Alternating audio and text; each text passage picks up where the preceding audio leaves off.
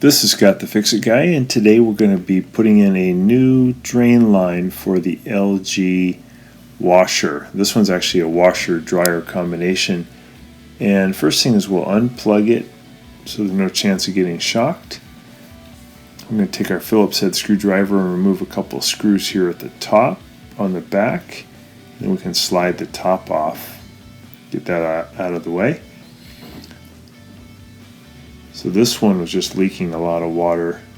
Now we're reaching in here, we're pulling off this little vent tube off of the tub. So pull that out.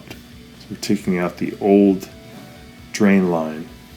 We're going to remove a Phillips head screw from the back here that holds the drain lines kind of where they make a U-turn. It's a plastic piece. So we're going to remove that screw so we can get the old drain line out of there.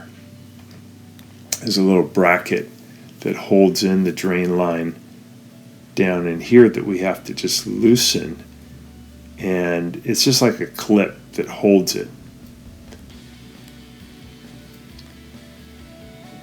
We're going to pull up now and see if we can get the old drain line out, and we just have to also disconnect it from where it connects to the drain motor. So we pulled the washer away from the wall, we tilted it back about 45 degrees. Might be good to put something underneath it to hold it. And now we can disconnect the line from where it connects to the drain pump.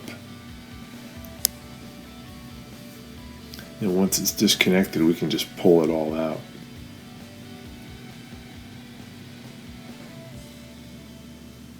There we go, there's the old one.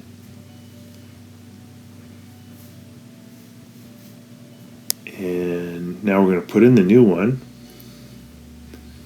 I'm just going to feed in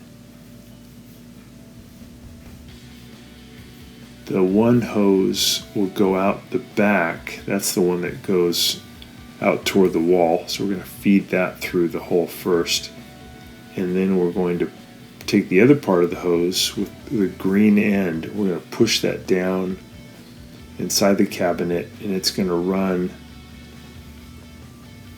alongside the tub toward the front of the washer where it connects to the drain motor.